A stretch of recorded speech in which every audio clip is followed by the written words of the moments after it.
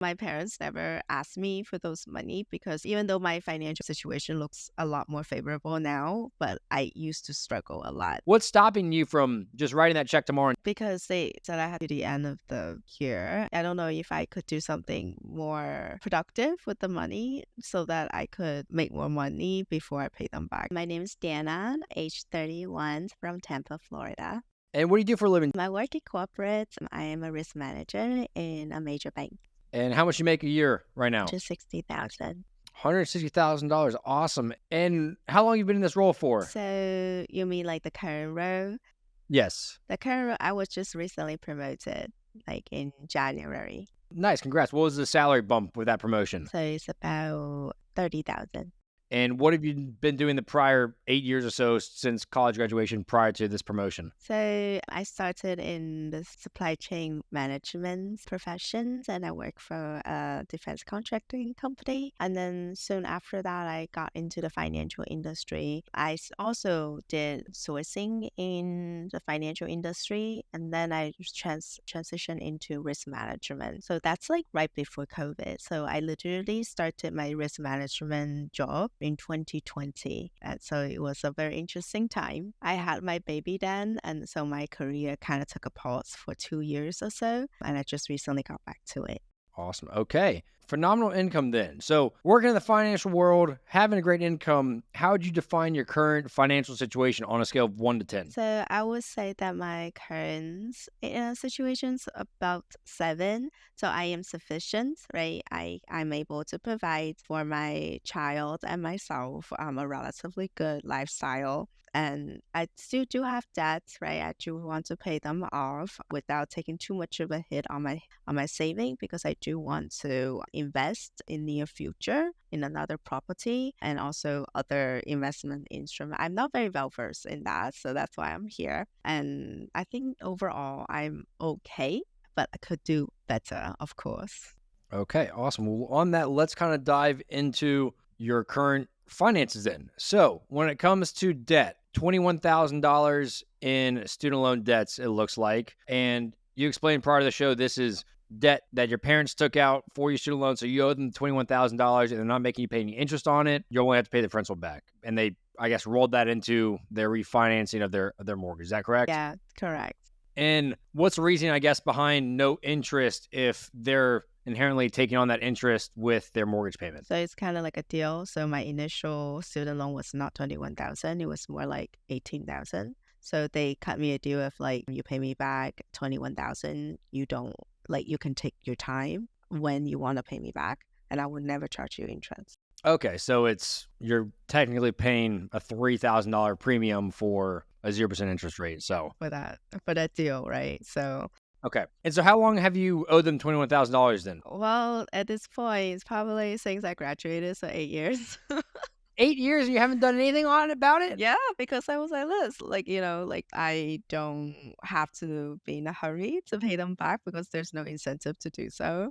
I mean, the incentive is so you don't owe your parents $21,000. I mean, yes, but then really, I don't like it doesn't do anything to me like financially, right? So I would rather use those money on other things, right?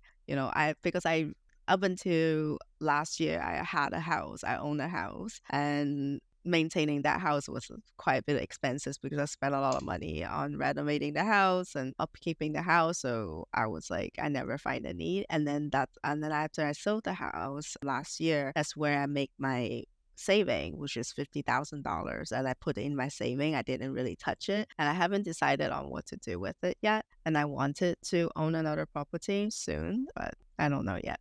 So my initial reaction is you have a phenomenal income. I guess let's go through the assets first, and then we'll kind of circle back to this. So assets, current value of the car, $21,000, and there's no loan on it, all paid off? No, it's payoff. Okay, great. We have retirement accounts, so 401k is about $40,000, and then savings, you have $50,000 in your savings right now. So actually, the retirement account number is different, right? I'm not sure if you got my emails on the updated amount, or I forgot to send it. It's actually 100,000. Oh, that is a big difference. Okay. Yeah. Did we just miss the other $60,000 when we first filled this out? Yeah, I mean, I use the statements from 2022, the end of 2022, and I just check like the end of 2023 is actually a lot more because I did put in a lot more money in 2023. Okay, so you're contributing more now. Okay. So that puts your total assets to $171,000. Total debt's $21,000, net worth $150,000. Does that sound about right? Yeah. And have you calculated your net worth before? No. No? Okay. Well, first for everything, we're in the positive, six figures, $150,000, which is great. But my initial reaction going back to the student loans is you've owed your parents $21,000 for 8 years now. And I don't know if that's uncomfortable on your end. It doesn't sound like it is. I don't know if it's uncomfortable on their end. They're probably not going to tell you. But from my perspective, if I owed my parents $21,000, I would, and I had the money in my bank account, I would be doing everything in my power to pay that tomorrow and be done with it. I understand that, hey, you don't owe interest on it. You could drag that out till the day they die and you wouldn't have to pay it back technically, I guess. But you'd have to deal with that for the rest of your life that, hey, I never paid my parents back the money that I agreed to. So right now you owe them $21,000. If you took that same $21,000 and put in a high yield savings account earning you 4.5% interest, you would earn about $945 a year in interest on that money just in a high yield savings account instead of paying your parents back. When you account for taxes, that $945 actually goes to about $660. So that would then put your monthly gain on interest that you're earning by not paying them back $55 a month. So in my perspective, I would not want to owe my parents $21,000 to earn a marginal rate of $55 a month, knowing every single time I walk in their front door, knowing every single time that I have to look at them or call them like, hey, I actually owe you $21,000. I actually see them every day.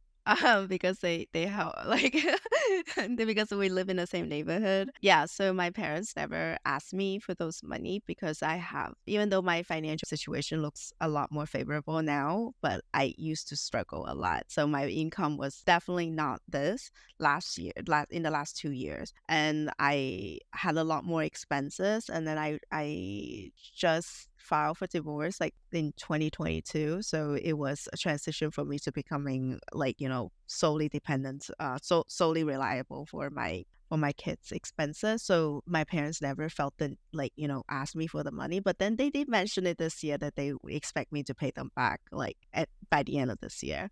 Okay, so yeah, that's great that they helped you kind of through that time, and definitely I'm sure that was beneficial not having to make this payment. Yeah, their help is like, don't worry about paying us back. But now that they've brought it up to you, I would be writing them a check tomorrow if I was you. I mean, they've already brought it up. It's taken them 8 years to bring it up and say, hey, we want this money now. And we want it by the end of this month. So you got 7 months paid off. You could write a check for it tomorrow, pay them off, and save up more money over the course of the following 7 months because you have a phenomenal income. So personally, that's what I'd be doing. I mean, it's not worth the marginal risk. I'll send you some different comparison analysis. Between now and the end of the year, if they want that payment by December 31st, you'll make, I don't know, $300, $400 in interest after taxes by not paying them right now and waiting until December 31st to do it. I don't think that's worth it. I don't like owing people money, and they've been very fortunate that you have not had to make a payment for 8 years. So I would do it now. Yeah, sure. Okay. Let's actually look at this. So the dollar equivalent in 2016. So basically $21,000 in 2016 is equivalent to about $27,000 today. So by you not paying them for 6 years or 8 years, you have basically saved money in that regards too. So you're getting not no interest, you're also getting that side of things. So just to put in perspective how it's been a blessing for you to be in that spot. But again, if they're asking for the money now, I'll be writing a check because you got $50,000 in your bank account. So what's stopping you from just writing that check tomorrow and doing it? Because they said I had to have it until the end of the year, and then to be honest, for me, I can pay them back. It's just I am not sure if I don't know if I could do something more productive with the money so that I could make more money before I pay them back, if that makes sense. That's what I'm saying. If they want the money by the end of this year, you're on a short horizon. You got seven months to do it. And like, you're not going to double that money. You're not going to make much besides a couple percentage points without high risk in the next 7 months. And you've already had 8 years to arbitrage that game. And yes, in theory, you could go buy a house tomorrow and use this money, but then your parents will be pissed when they didn't get paid back by this year because you won't be able to take that money out of your house. And two, there's no reason to do that. So that's my take, at least. I'd be paying it off, and you want to figure out a way to make that money work for you. You're better off paying it off instead of causing issues in your family. Because if you do something crazy or stupid over the next 7 months, then the only thing that's going to do is hurt your relationship with your parents. So that's not worth it, in my opinion. Okay, well, thank you for putting it in layman's term for me. No one ever really helped me do that math, so I kept thinking. I guess one of the things is that I was influenced a lot by my former husband, and he's someone that would rather hold on to debt and try to invest the money that he has on hand. So I guess like that influenced me a lot. So that's why I did it did make a difference. I guess it wasn't his parents that loaned the money, so he doesn't feel bad. It's your relationship with your parents. Yeah, but he had a way different problem. So he took out a loan on his 401k and like he had the money to pay it back and he did not. So Okay, so that is definitely need to wipe away any of those conversations, or I guess things that he tried to teach you about taking loans from 401k. That's not what you want to do, because that can put you in a bad spot. So but Bailey, even though I have those money in my 401k, but it's untouchable, so it really doesn't matter in a way. yeah, the 401k money should be untouchable. It's for retirement. You shouldn't touch it any time before you're 59 and a half, because you're going to get hit with penalties, and it just creates bad habits, because the second you kind of open the door a little bit on taking a loan from your 401k or withdrawing from your 401k, I mean, the next thing you're going to look up and the money is going to be completely gone, and it's just not. People depend on their 401ks at that point, and then they wake up when they're 60 and they have nothing in their 401k, and it puts them in a horrible situation. So Right. So from a financial like management perspective, right now, like I should just pretend that money doesn't exist. 100%. Pretend your 401k money does not exist. Continue to funnel money into your 401k, and you're going to wake up when you're 60 years old and you're going to have a lot of money in there. And we'll talk a lot about investing towards the end of this. Okay, okay. I want to dive into some different things before we get to that, but we'll definitely cover investing, because I want to, with your income, with your current assets, you can put yourself in a phenomenal situation over the course of a long period of time. So I am eager to learn. awesome. Well, before we dive into your monthly expenses and monthly budget, I kind of want to take it back to your childhood and kind of what your parents taught you about money growing up. So where are you from, and what kind of lessons did you learn from your parents about money growing up? I'm from China, right? I was born and raised in China. And when I was growing up, my family didn't have a lot of money, right?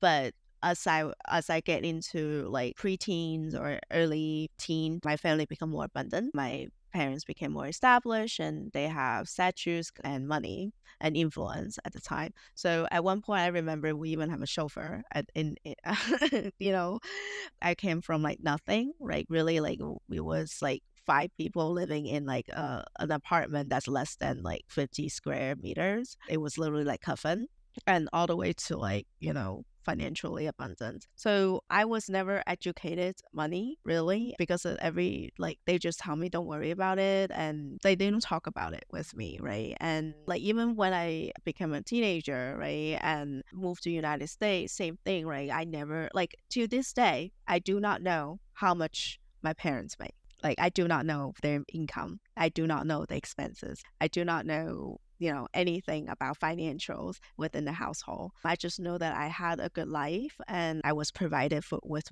majority of things that I wanted, and I was able to do a lot of activities and have a lot of life experiences that other children did not have. But I do not know the cost of those.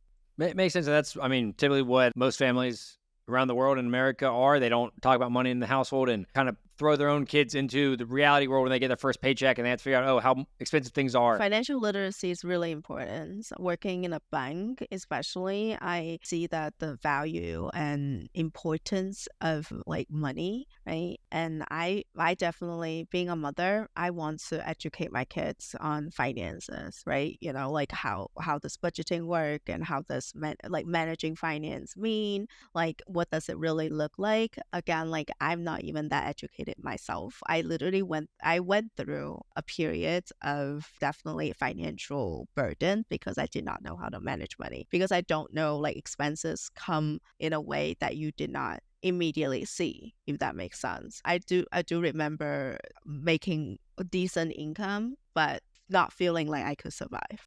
Let's talk about your kind of career and aspirations. Like what is your kind of career goals and your financial goals as well? So I work in corporate, so I definitely do want to climb the corporate ladders. Now I'm like middle senior level. I definitely want to continue to grow that way, and I want to again like grow my incomes along with that. But I do realize that just relying on your salaries, it comes with concentration risk, right? Because you're basically not diversifying your income, and it gets really stressful during like times of layoff, right? Which happens every year. That's why I want to learn more about investing my money in like making other incomes. That's not my salary, but that again comes with educations and the need to understand, right? And currently I'm still learning. Makes sense. And those are good goals. And we'll definitely talk about what are some different ways you can diversify your income, because obviously with any job in the world, there is risk of layoffs, of getting fired. And there are ways to navigate that. There's ways to set yourself up for success, to protect yourself in situations that are outside of your control. One of those is, I guess, if you're scared of layoffs, one of the best things that you can do is do you know what an emergency fund is? So an emergency fund is, people typically say 3 to 6 months of expenses. If you want to be more conservative, some people do 6 to 12 months of expenses. But basically, if you have monthly expenses of $5,000 a month, then that means you need to have between $15,000 and $30,000 stocked away in your emergency fund in a high yield savings account that you don't touch. So in case you do get laid off, in case that something happens, you get injured or hurt, or you need to go on leave without pay, then you have this emergency fund so that you can sustain your life and not go into credit card debt or whatever. So in your case, if you're scared of having layoffs, then okay, let's have 3 to 6 months of expenses saved up in your bank account. And if you get laid off, you're not going to be traveling, you're not going to be shopping, you're going to be cutting your expenses down to the bare minimum. So that 6 months really should extend you 9 or 12 months, depending on the situation. And that's also meaning you'd run out with 6 months of expenses if you spent to the full max, if you didn't change anything. And that's also saying if you didn't earn a single dime. So if you have a 6-month emergency fund and you cut your expenses back, so really that could last you 9 to 12 months, and you start earning at least a little bit of income or get a job during that time period, you're going to be okay. Yes, the savings might dwindle, but at least that gives you some buffer, at least 6 months of runway, living the exact same lifestyle before you run out of money. And that's probably the best way to safeguard from layoffs or from other financial things that happen in life, is having an emergency fund that you do not touch. You don't use that to buy a house. You don't use that to invest. Use that for sole purpose of emergencies. If your car breaks down, if you get laid off, or something bad happens. So Yeah, I see that point, right? That's why I was very hesitant to touch my saving. I have been, and I didn't really touch it at all. So another thing though I want to add to that is that once you get laid off, especially if you have a family, your expenses goes up because of benefits, right? Insurance. yep. Because you actually, it's like, of course you'll become more conservative, right, with your spending, but that really doesn't entirely cover the expenses that you would spend on getting insurances, especially you have dependents, and not all the time you can get it from Cobra, right? Yeah, and that's something that you can safeguard too. Is okay, if you want to be super conservative because you know healthcare premiums are going to go up and you have to get that, maybe instead of 6 months, you have 9 months, or you have 12 months. And that means you can cut in areas that you can, but then you might have some areas that increase, like health insurance. But that means you can be more conservative on the amount you have in your high yield savings account for your emergency fund to safeguard yourself in those situations. So everyone's situation is different. I don't have dependents. It's just my wife and I. So we have each other and can help with that. And like, hopefully we never both lose our income completely at the same time, because that would be bad. But we have an emergency fund. And if that was to happen, one of us would lose our job or lose our income, then okay, we at least have the other person's income that will kind of slow our burn down and cover most of our expenses during that time period. So obviously in your situations, you're one, you just have to be conservative to a point that makes you comfortable and know, okay, I can make it 6 months, even with healthcare premiums going up. Maybe it's 9 months, maybe it's 12 months, but somewhere in that range, and you're smart, you're talented. I have no doubt in my mind that you could get a job if you hustled for within a couple of months. It's not going to be 6 months. It's not going to be 12 months, but worst case, you're protected up to that time period. So Yeah, and then we have to factor in also like packages. If you get laid off, you do have packages. In Florida, I think you get a garden leave like of 60 days pays, and then also on top of that, you got severance, and then that's like a chunk of money that could contribute to your emergency. exactly. So if you get laid off and you get a 2-month severance and you have a 12-month emergency fund, that's basically from the day you get laid off to when you run out of money in your emergency fund, you have 14 months. And I can promise you during that 14-month time period, you can either one, find a job that will pay or cover most of your expenses. It might not be the same salary you're commanding right now, but at least part of it. Or two, worst case, you're going to be DoorDashing, Ubering, or side hustling on the side to generate some income to cover some things, or find a job that can get health care during that time period while you look for a full-time job. So, but that's what emergency funds do for you, is they just create a safeguard for unforeseen circumstances like that. So, Okay. but that's definitely something we'll talk about, and something that you definitely need to have and make sure you're setting yourself up for success, because you have a child and you got to protect yourself in circumstances like that. So, Yep. on that note, let's kind of dive through your monthly budget that you sent over. So we have gross income, about a little over $13,000 a month. Net income, $7,752. Or do you know how much you're contributing to your 401k right now? I contribute about 14%. 14%. Okay, awesome. And what is your company match on that? 6%. 6%. Okay, so you're getting about 20% of your income is going towards that if you count the employer match. Is it Roth or is it traditional? Traditional. Traditional? Okay. I don't really know how Roth works, so I didn't use that. Hey, that's okay. We can talk about Roth as well. Okay, so you're maxing out your 401k then if you're putting 14% in. You're right at the max plus your employer contribution. So that's awesome. About $30,000 you're going towards your 401k. So $7,752 as our net income. We have rent is $1,800 a month. Utilities $300. So your home expenses about $2,100 a month. Auto and transport. You have car insurance is $1,200 a month. How is your car insurance $1,200 a month? I think it's $1,200 for 6 months. Okay. I'm so sorry. Like, I'm probably mistaken that. Okay. So $1,200 over 6 months, so $200 a month. Gas $150. So auto and transport is $350. Daycare and other child care expenses $2,000 a month. Is that just one child you have? One child. So basically at the daycare that I send my child to is about $1,330, and he has like swimming lessons monthly. That's about $270, and also I'm counting in his formulas, and that is definitely taking up a lot of money too. So that formula and diapers. So I counted those. Then we have, so total necessities, $4,450. How much do you spend on groceries a month? That's including the utility, and I split it into utility and then also my expense for my kid. Okay, so the food for yourself and your kid are split between. Okay, so that's basically how I do that. Okay, so then we got $4,450 for total necessities, subscriptions $100, eating out $600, personal care $600, and shopping $2,000 a month. Do you actually spend $2,000 a month on shopping? So when I say shopping, it's not just buying stuff. It's actually, I counted things like, go somewhere, like taking my kids somewhere and stuff like that. Like, for example, like taking my kids to theme parks, Disney's, and those things. I don't know where to put that. So I lumped it on into that, like shopping. Okay, I was going to say all shopping. So I guess that's kind of travel, kind of entertainment, mixture of both. Yeah, but it's like fun money, basically. Yeah, basically. Like, you can call it fun money. So because I like to take my kids to do like, activities and stuff. So sometimes I take them to Disney, theme parks, and like all of those like things. And every time we go there, we stay overnight, and that's like $1,000 you're looking at right there. Okay, so total fun money, $3,300, which brings your total living expenses to $7,750, which means we are spending 100% of our net income, it appears, if we're sticking to this budget, which is a little concerning. I like having some buffer, but at least you are investing 14% of your gross income in your retirement account. Yeah.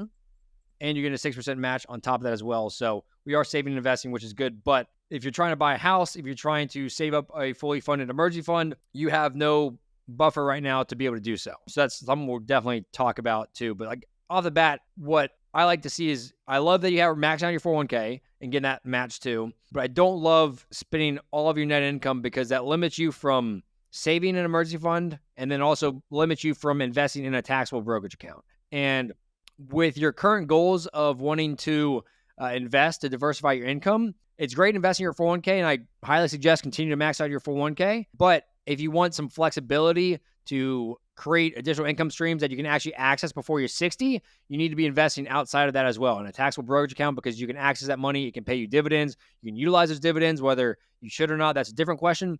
But when your only investment is in a 401k, that limits you, because you can't touch that money until you're 60 without penalties. So we'll talk more about that during the investing segment as well. But that's just initial glimpse. Is I want you in a spot where you're at least able to save an additional $1,000 a month off of your net income, so we can start investing in taxable brokerage accounts. We can fully fund an emergency fund. We can save up for a car or other things that happen in life what you want to do. Does that make sense? It makes sense. I'll tell you my challenge, like, or my ignorance is that I don't really think about those kind of things. I just like look at the money that I have, right? And then like I'm just like, okay, what can I do with this money? So that means your budgeting technique right now is money comes in, whatever hits my bank account, I'm spending it. Is that correct? Yeah, that's kind of like my thing. And then probably I should have like more different accounts, like, diversify it, like so that I would only look at the money in the discretionary account and then I would spend those. Maybe that should be my technique. Because a lot of times when I see money, I'm like, oh, I have money to take my baby to on a weekend trip.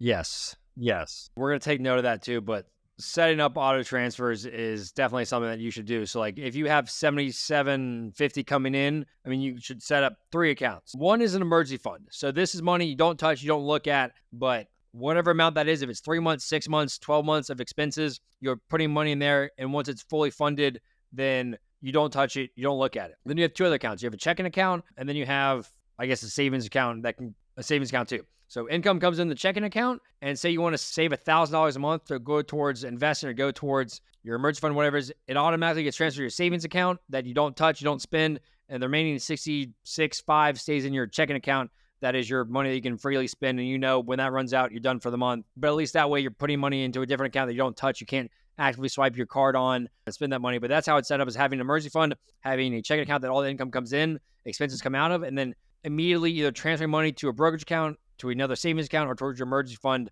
at the same day as your pay stubs come in, so that you just have to live without that additional money. Does that make sense? Makes sense. As long as I don't see them, then I don't spend them. And that's how my wife and I do it. It's like we have all of our income coming in one account, but the same day that paychecks hit, we have automatic transfers out to different accounts. So we're saving up for a trip, that automatically gets transferred to the trip fund. We're saving up for buying a new house soon. That's getting transferred to that fund. And we have different things tied to different accounts, and it automatically transfers out, so we can't spend that money. So, but it's easy. It's once you set it up and just automate it, it makes life easier, and you realize that, okay, I have to live with this money, and you learn how to adapt to that. And I can't look at anything more, and that's like God.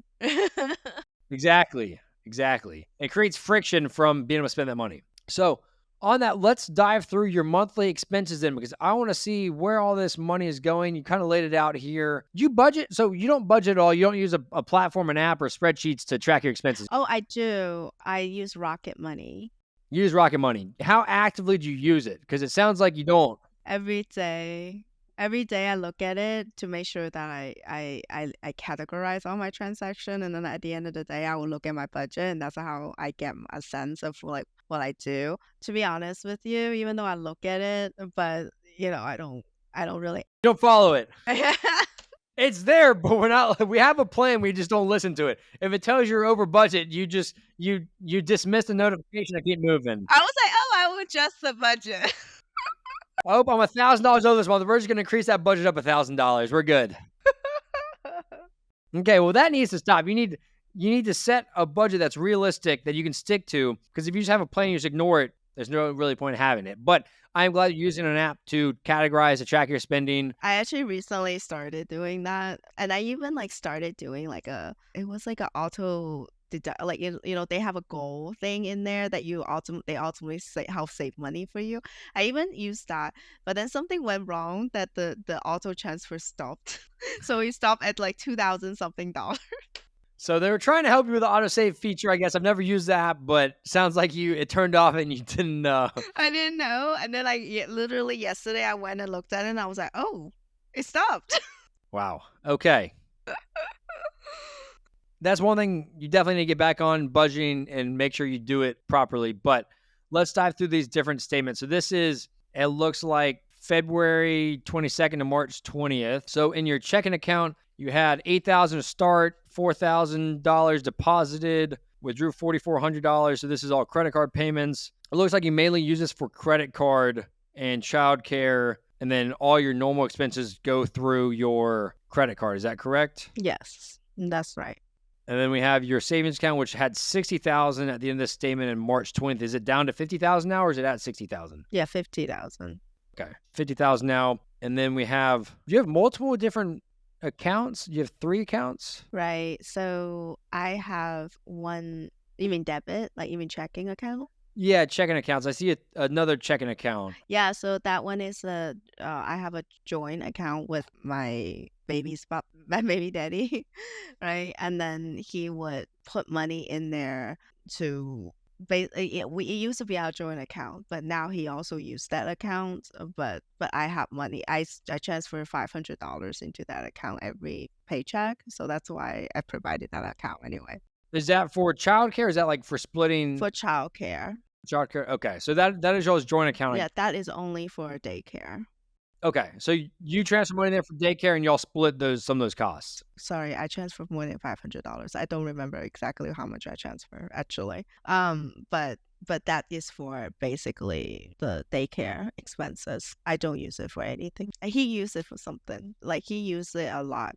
That's I would figure out how to kind of split that up. I feel like that can get very complicated if you're transferring money in there for childcare and then he's using it for other stuff. That get very complicated. So It does, but he puts in money there that he would take out. He uses like an account to like use for cash flow, but he never take more than what he puts in addition to the childcare. So I don't really care if he does that, but if I see him eating into the expenses that should have been used on the child, then I would not allow it. But other than that, like I let him use it for cash flow purposes. I'll just be careful with that because it's a little messy little situation. Okay, so then I see the checking account that your paychecks come into, and it looks like we got linked to the Starbucks. You love your Starbucks, it looks like, because we have a I do. $10 transfer basically every single day for the first 7 days of the statement. Okay, so that's all you use this for. You use it to pay your credit card, and you use it for Starbucks. Yeah, that's about it. And then your paychecks come into it. And then who did you Zelle for $1,118 to Lynn on March 19th? It was to Lynn. I think it's to pay my friends back on like because we both took our kids to a trip and it's like a extensive play day situation and she covered the expenses. I just need to sell her the money. Okay, so y'all are splitting expenses there. Okay, and then we have the credit card statement because there's not much expenses besides your credit card stuff on that. Let's dive into these credit card statements. So you spent $7,000 during the statement period, which is a little concerning with your income. It's just as much as you're bringing in on a net basis, but I'm sure we'll see what big purchases are in here. I mean, you have a self-storage unit for $324. Yeah, that recently ended in April because I was in transition. That's why. Okay, so you got that. We have some different eating out, some Apple transactions, more eating out. We have, what is NYLA Talent for $2,975? So that's like my second job. So that is actually an acting and modeling training program that I go through. So you'll probably see that one, and then you probably see another one. There were two training programs. That is a big, expensive training program. It's very expensive. It is very expensive. Making sure you budget for those types of transactions and make sure you stick to your Rocket Money budgets because That's why I saved up $10,000 for that, right? So that's why you saw my saving was for 60,000, and then I took out 10,000. That was me saving up for that. I only do that for big ticket item. everything else, we're just gonna swipe it. I only do things for like higher than like 2,000 and above. Like anything other than that, I'm like I'll figure it out. It's okay. Oh, that's one approach. Not the approach I would suggest, but okay, what else do we have on here? We have Rebecca. Is that the 655? Is the other training? Oh, so that is a portrait that I took for my baby. So it's a family portrait. So I basically bought those portraits as a family gifts for my parents and stuff. So those are money that I pay for a professional photographer to photograph my child, right? And then to buy those, I'm not sure if you're familiar, but for those like kind of professional portraits, it's very expensive. Yes, it is. Okay, I see getting nails done on here. I see Dillards. I mean, most of these aren't big transactions, but the ones I've called out. I guess we have Dillards for $245. We have your swim lessons for your son on here for $265. We've got salon. We've got, what is breakdown services? We have 4 transactions for breakdown services, 68, of 10, of 22, and of 44. I'm sorry, I can't recall. It's something in LA. Oh, something actors access, it looks like, for. Oh, okay. Yeah. So that is my money to pay to have accounts on Actors Access. You do have to pay for a membership one, and every submission and pictures and like videos that you upload, you have to pay for that. So that's for. So one suggestion I have too is if you have a lot of different stuff you're trying to do with your acting career, have a separate checking account for it. Oh my God. I knew it. Then why are you running this all through your credit card? No. I knew that you would say something like that. But like all those transactions should run through a separate account so that you don't have, because when it comes to tax season, you're filing as a sole proprietor for your independent contractor work, then it's been an absolute nightmare to look through these credit card statements and figure out what is for business purposes, what is not. And if you have that kind of from the get-go, a separate account for all things personal, all things business, then you just have to export those statements, look at those statements, and you're good. But right now, when you have it intermixed, you're going to be sifting through hundreds of transactions to find that one that you're like, okay, this is for that. Obviously, the big ticket transactions are easier to find, but it's the little ones that are $30, $40 that add up quickly. You're going to miss some of those. So I would suggest keep that completely separate. Oh, that's a good point. I would do that. I would do a separate is a separate account? Yeah, I mean, you can just launch a new checking account with Chase that you're using. That's just the same thing, but you just know everything on that debit card and everything on that bank account is coming in is for the acting stuff, and everything going out is for the acting stuff. And don't let those lines cross. Don't use the same credit card on different things. It just gets completely messy with that. So Okay. more eating out on your Amazon. I mean, besides those big tickets with the portraits with the acting class, I mean, that's 3,500 of the transactions on here. Self-storage has gone for 300. Some other stuff, I mean, $4,000 in expenses apart from that, which isn't cheap, especially with your current finances. But I definitely see how you're not carrying a balance, which is great. You're paying off every single statement period, but you can definitely see how you're spending majority, if not all of your income that's coming in is going right out the door towards expenses, which is, I guess, like I said earlier, is that's concerning on the front of, it's great that you're investing in your 401k. It's concerning that you don't have anything left over after you pay all your bills, after you shop, after you spend your fun money, because that limits you from saving money for a down payment on a house, prohibits you from saving up an emergency fund, prohibits you from a lot of those investing in a taxable brokerage account, investing in real estate one day because you have no margin left over on that. So it's like you have to figure out, you have to figure out how do you create some margin in your budget. Is it $500 a month you want to save? Is it $1,000 so that you can reach different goals of a fully funded emergency fund, being able to buy a house, because when you buy a house, you need to have an emergency fund after you close on the house because things break in the house, houses are expensive. And then if you want to invest and create multiple income streams, it's great that you're doing the acting stuff. But if you want to invest in real estate one day, if you want to invest in taxable brokerage account, you also need to have cash coming in that you can put towards those initiatives versus right now, everything coming in is going out the door immediately. So, Okay. but I guess my first, suggestions, if I was in your shoes, my step one would be writing a check to my parents tomorrow for $21,000 because they brought up, hey, we want the money by the end of the year. If they're asking for the money, that means they've probably been waiting around for months or years to actually bring it up and they finally feel comfortable doing it. Guaranteed didn't come on their mind when they first brought it up to you. I'll be paying that off because the marginal difference that you could arbitrage in a high yield savings account is not worth it. And I wouldn't like to owe money to my parents. Number two, account setup. I'd be setting up different accounts for different things. I'd be setting up a high yield savings account for an emergency fund. So right now, your checking account, you have $50,000 in there and you are earning 0.01% interest. So if you had $50,000 in a high yield savings account, you would be earning about $200 a month roughly on your money. But right now you're earning 45 cents. So by that money sitting in your Chase account, you're just letting it burn in high yield savings account or FDIC insured bank accounts up to $250,000. So that means if the bank goes under, the government backs it with up to $250,000 of government insurance, basically. So that'd be my first thing is you cut the $21,000 check to your parents. You have $30,000 left in your savings account. Transfer that entire $30,000 basically to a high yield savings account, and you'll earn basically $100 a month by letting it just sit in that account. Wow. And that's a lot better than 45 cents. I would say so. So you'd have $30,000 in your emergency fund. It'd be earning $100 a month, and that'd be a good spot to start. So that'd be the first step is pay off debt. Second one is set up the different account structure. So having an emergency fund, having your checking account that you have right now, and then having probably a separate savings account as well. So you already have that savings account. I'd probably use that one as a savings account.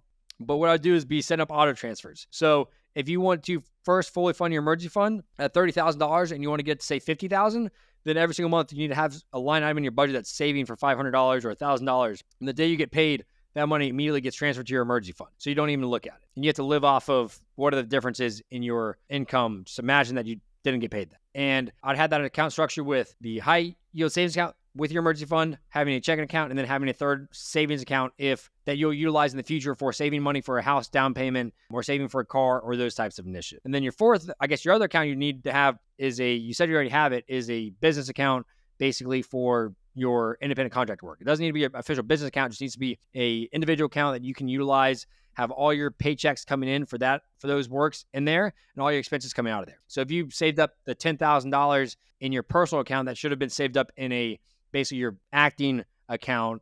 And that way you don't touch those funds and okay, I'm saving $10,000 for this. I can spend that $10,000 on this initiative. And when that's out, it's out. It needs to start paying for itself there. Does that make sense? That kind of structure? It makes sense. Mm-hmm. And then after that, emergency fund. You definitely had some questions about an emergency fund when we talked earlier. And I like having 6 to 12 months of an emergency fund saved up because I like to be more on the conservative side. Some people say 3 to 6 months of expenses. But if you want to have 6 months of expenses saved up, then you need $46,500 saved up in an emergency fund. So right now, if you pay off the debt to your parents, you'd have $30,000. So that means we need $16,000 for a fully funded emergency fund. So that means maybe you get aggressive and you save $1,000 a month and you'll have that fully funded emergency fund after a little over a year. Or maybe it's $500 and you want to slow roll that and you can start investing in a taxable brokerage account outside of that or saving for a house. You can kind of split the way you do that. It can go all in at an emergency fund or it could go all in or split 50-50. I don't think it matters which way you do it because you already have, with $30,000, you have 4 or 5 months worth of expenses already saved up, which is great. And you can kind of split whatever your amount you're trying to save every single month, whether it's $500, $1,000 into half investing, half emergency fund or fully emergency fund. And then once you get from there, you go into investing. Does that make sense? Yeah. But will you write it down? Yeah. No, I'll write this down. I'll send it to you. I'll send it to you after as well, how I'd kind of structure it. So, but emergency fund is definitely something you need to do. And then I'd be in the boat of, hey, let's get a fully funded emergency fund up first, and then we can worry about investing after that. But once you get a fully funded emergency fund, you then have to decide where you want to go in life. Is it you want to buy a house? Is it you want to continue to rent and just piling money into a taxable brokerage account? I actually just closed on the house I'm now owning. Or you bought a house? Yeah, in April. Like I closed in the end of April. So that's why my statement doesn't show. Okay, so you've already put your down payment, you've already closed on it, you're moved in. Okay. And is your mortgage $1,800? Yes, $1,800. Okay, I thought that was rent. So that's a mortgage payment. That's $1,800. Okay. So we missed that. Then what is the value of the home right now? How do I know that? What did you buy it for? It was $430,000. Okay. And what was the loan amount that you took out for it? It was about to be 300, I think. So you put down $100,000 on the house? 150? Yeah. Okay, great. Okay. So put down $130,000 on the house. Is that rolled over from the prior house sale as well? Yeah. Okay. And what's the interest rate? Do you know the interest rate on your mortgage? Oh, it was so bad. It was like 5% or something.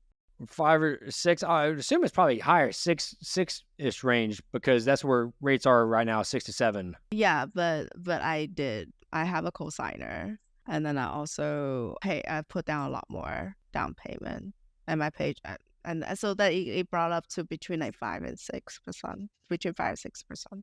Somewhere in the 5 range. Okay. So don't have to worry about the buying the house thing. So I guess once you have a fully funded emergency fund, I'd be stockpiling money into a taxable brokerage account. That's what I would personally do. What is that? So a taxable brokerage account, think of your 401k. It's stock investments, index funds, but you can access it at any point. You can access it today, you can access it tomorrow, and there's no penalties. You do have to pay taxes if you make a profit on your investments, but that's anything. So taxable brokerage account is, think of a Charles Schwab, Vanguard. These are different brokerage platforms, but you can go on there and you can buy stocks on those websites. And instead of through your 401k at work, you're doing it on your own through a taxable brokerage account. And it doesn't have limitations like retirement accounts. I don't know what stocks to buy or whatever. I'm not. Yeah. So, well, I'll tell you about this because you're not going to go and pick a stock that's going to be a winner. So there's 2 different ways you can basically invest into stocks. Option 1 is called buying single stocks. So this means you go and buy a single share of Apple, for example, or Amazon or Nvidia or Tesla. And that's sitting here saying like, okay, I think Apple is going to go up and I'm going to make money on Apple. That's like gambling. Exactly. So that's like gambling, and some people win, some people lose a lot of money. There's another approach called index funds. Do you know what index funds are? No, but I saw it on my 401k. So index funds are basically what your 401k is probably invested into. It's probably invested in different mutual funds, index funds. But basically index funds is think of a basket of stocks. So there's something called the S&P 500, which is the top 500 largest companies in the United States. And so an S&P 500 index funds owns bits and pieces of 500 different stocks in the United States, of the 500 largest ones. So it might own 3% of it is Apple, 5% is Microsoft or Amazon or... Oh, so it's like a package kind of thing. Yeah, it's basically a basket of 500 different stocks, and it's kind of weighted by size. So like Apple is the largest company out there. It's going to own more Apple than other stuff, but it's only a couple percentage. And then there's hundreds of stocks that you probably have never heard of, but they're one of the top 500 companies in America. And so it's diversified.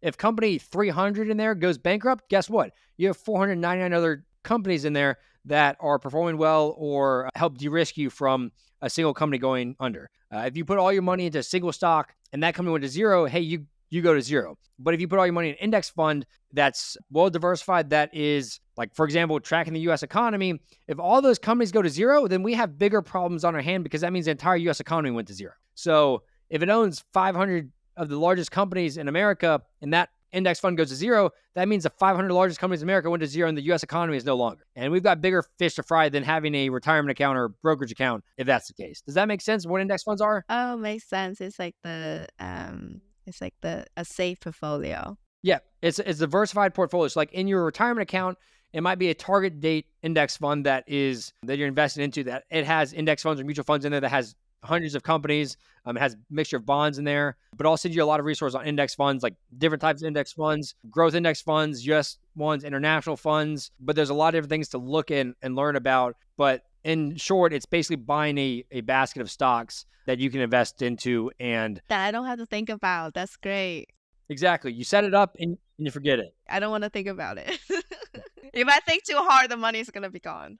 But index funds are great because you don't have to think about it. You don't have to worry about changing things up, and it's kind of all managed for you and tracking index. And speaking from experience, I tried the route of investing in single stocks. I was very heavily index funds. And then in 2020 and 2021, I was like, hey, I bet I can make some money in single stocks. And I lost about 6 figures in single stocks. I was going up and I was like, oh, this is great. Let's buy more. And the next thing you know, the companies I was invested into went down 80%, 90%. And I lost a lot of money really quickly. And I realized, okay, I am not Warren Buffett. I am not going to pick the next Apple and get 1,000,000x my return over the next 20 years. I'm going to invest in index funds. And if I earn 7 or 10% over the next 30, 40 years, I'll be okay. So yeah, so my baby daddy did that. He did index funds? No, he did not do index fund. He invested in single stock. He did option. He did option trading. Okay, well, that is, it's like 98% of day traders, option traders lose all their money or lose money within the first whatever. So yes, so he lost 6 digits as well. I remember he cried to me about it. And then I was like, that's why we got divorced. So not only you're in risk management, you realize that is a risk you did not be a partner. Yeah, I was like, oh, heck no, I'm going to divorce before this shit crash. Okay, so essentially, Andy took a loan out from his 401k to do that, which is, okay, not good. Don't do that. I feel like he may need an interview with you. I'm going to talk to him about it. Send him on over. I know. I feel like he needs some advice for like his investment strategy. So he's a very good cost control person. We used to argue so much about cost saving, and he's a very saving heavy person. But all the money he saved, he put in his investment, and he lost all those money. So I don't know what feels better, right? Yeah. Okay, so let's talk about investing. So index funds, the average return of the stock market over long periods of time, 30, 40 years, is between 10 to 11%. And so I like using the number 7% rate of return as my number for calculating the annual return because of inflation. So that counts for 3 to 4% of inflation if you're getting 10 to 11% of your money each year. So that means if you have $100,000 in investments and you average a 7% rate of return, in year one, you'll earn your investment would essentially grow by $7,000. So you'd have $107,000 at the end of the first year. Does that make sense? Yeah, that's pretty good return. Yeah, no, it is. And that's what the average is of the S&P 500 of the last 30 to 40 years. Oh, okay. So that's using real data, real statistics of what you can potentially earn. Granted, it could be 5% over the next 30 years. It could be 50%. We don't know. It's not going to be 50%. It could be 12%. It could be 15%. We really don't know. But so you're 31 right now, and the retirement age is 67. So we'll use that for an example right now. You have $100,000 in your retirement account, and you're contributing about $23,000 a year, excluding I guess we'll include the match. So if you're including the match in there, you're getting about $32,000 a year in your investment account. So we'll just put $2,600 a month. Averaging a 7% rate of return. Do you know how much money you'd have when you're 67 years old? I don't know.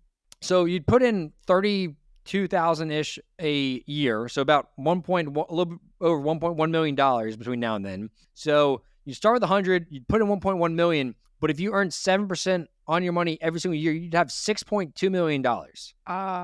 What? Yes, exactly. That's how compound interest works. Now, I'll send you some resources on it. But basically, in year one, you'd have $100,000. By the end of year two, you'd have earned 7% on your $100,000, so $7,000. Plus, you put in $32,000 more, so you'd have $140,000. The next year, you'd then put another $32,000, but then you'd be earning 7% on $140,000, and it would just continue to compound. So they call compound interest the seventh wonder or the eighth wonder of the world because the more time you have on your side and the more money you invest, it just continues to compound. So by year, let's see, this calculator is putting you at 2038, you'd have $1 million in your account. And that would be when you're roughly 45 years old. So when you have $1 million in your account, you put in 32,000, but it appreciates by 70,000 that year. So your investment portfolio not only grew 30,000, it also appreciates 70,000. So you now have $1.1 million by the end of that year. So it's growing even faster. Does that make sense? Is that how exponential growth looks like? Exactly. So if we're looking at till you're 67, you have $100,000 to start in your account. You put in $2,600 a month, an average 7% rate of return. It just continues to climb and climb and climb. And each year it just gets bigger and bigger because you're earning 7% on the entire pie versus just the money you're putting in. Does that make sense? Pretty cool, isn't it? It makes sense, but it doesn't make sense. It's crazy, but it's data. I mean, if you earn 10%, then heck, this is $14 million. If you earned 3%, then it's $2.3 million. And so it shows you how you could put your money in a high yield savings account and a checking account and never invest it, and you're going to have a lot less money. If you earn, right now, you're earning 0% in your Chase account. So you're earning nothing. But if you earn 7% on your money, you're sitting in a good spot. Does that make sense? Does that make you want to start investing? Yeah. And this only is talking about your retirement contributions. That's one thing to be mindful of. This is only stuff that you can touch till you're 60 years old. You can't touch it. So when you're 60, you'd have about $3.6 million. But we also have to think about, do you want to touch investments before then? Do you want to buy a house, bigger house one day? Do you want to retire early? Do you want to retire when you're 50? We have to then start talking about putting money in a taxable brokerage account. And so that's like if you wanted to put $1,000 a month into a taxable brokerage account starting from the ground up, when you're 60, you'd have $1 million in there. So that's something you have to start thinking about too, is do you want to retire early, where your goals are? And that kind of helps dictate, should you put all money in a 401k, or do you need to start saving and investing in a taxable brokerage account so you can invest money in the future or touch that money prior to when you're 6 years old? Does that make sense? Oh, wow. That's crazy. Do you teach class on this? I started this podcast to talk about finances. So that's all I do. But if you have questions, I just want to be a resource for you. And I'll send you a bunch of resources after this as well, all about this. But that's the biggest thing you do is educate yourself. And so I'll send you resources to learn about investing, to learn about budgeting, to learn about anything, emergency funds. That's the best thing you can do, is to continue to educate yourself. You should not start investing in index funds until you 100% fully understand what you're getting yourself into. Yeah, I would like to. Yeah, that does not mean, hey, tomorrow or tonight, start investing in index funds. You need to go home, research index funds, understand it more and better.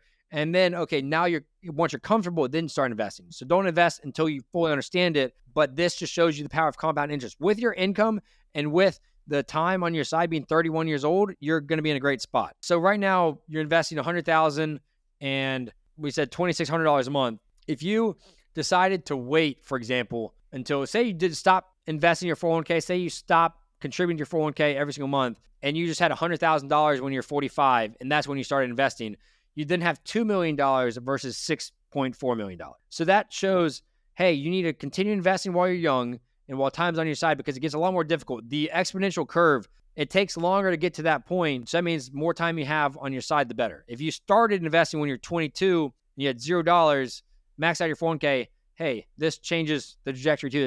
You'd have a lot more money. So that goes to show that being 31, still have plenty of time on your side. You have 6 figures in your retirement account.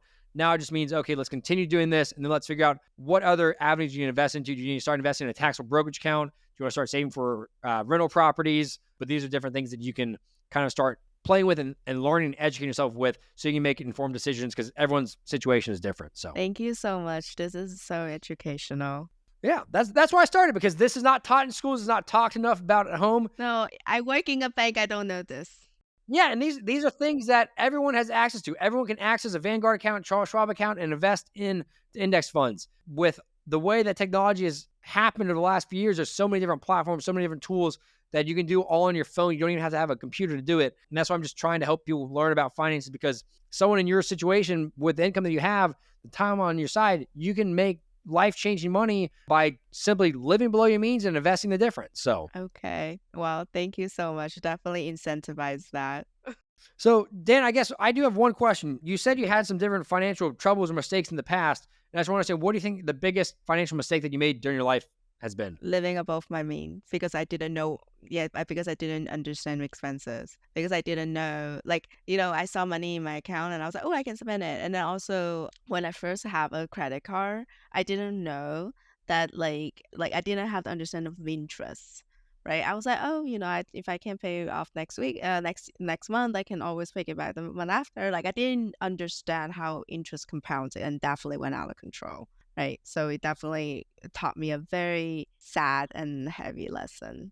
It hurts seeing that interest. So, yes, never carry a balance on a credit card ever again. I don't. Yeah. So I always clear out my statement amounts. I always do. I never let it roll over. Always pay that off and live below your means and invest the difference, and you can do amazing things. I mean, you saw at the end of 2022, you had $40,000 in your retirement account. You invested $30,000 basically last year between your employer match and your thing, and plus appreciation, you're at $100,000. So that goes to show that if you live below your means, you stick to a plan, and you invest early and often, you can make a lot of money. So Thank you so much, Bailey. Definitely empowers me to do that. yeah, awesome. Well, Daniel, thank you so much for your time today. If you could say one final thing to the audience today, what would it be? Invest, start young, because that exponential curve, oh my God, is crazy. I did not know that wow. I did not know I would be able to make that much money. Anyone can do it. Thank you.